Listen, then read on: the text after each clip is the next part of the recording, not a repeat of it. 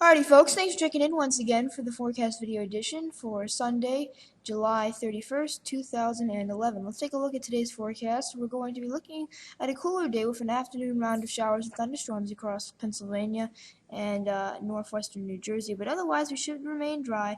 Going to be cooler through southern New England, but still pretty warm. Highs still well up into the 80s for many spots and into the 90s across the mid-Atlantic. Very little relief in the DC area. High temps should be around the 95-degree mark. Meanwhile, in Southern Virginia, we're going to see some showers pushing through this evening, which will cool things down for high temperatures.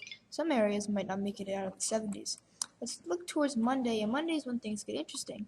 Now we're going to be seeing winds from the southwest, which is going to be cranking the heat. So we should be well up into the 90s once again for most of the eastern seaboard, including Boston and potentially Hartford this time around.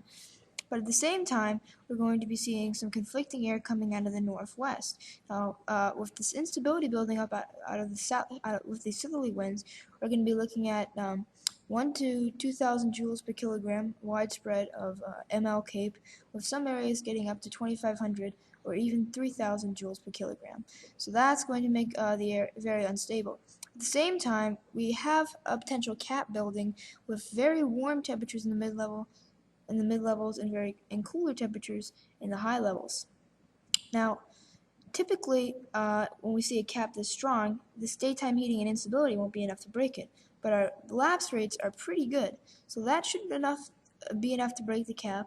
So in lieu of that, the SPC has issued a slight risk, and we're going to see 60-mile-per-hour wind gusts in some of these storms.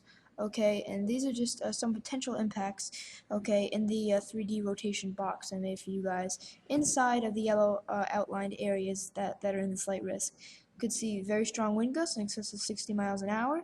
There's always the isolated tornado because these storms are moving southeast and the winds are coming from the southwest. That creates a friction in the storm, and that's always good for rotation. Large hail could exceed an inch, maybe even 2 inches. There's always that microburst threat, and isolated flash flooding, less of a threat this time around because the storms are going to be moving at a decent clip. I'd say the storms should initiate between 11 a.m. and 1 p.m., and they will be knocking on Boston, Hartford, New York, and Philly through the evening hours. So we're just going to have to track them here at stormtopia.com. I'm going to have another video coming out Monday morning, and I'm going to be announcing whether or not I'm going to be live streaming during this event in that video. So that's it for now, guys. Thanks for checking in, and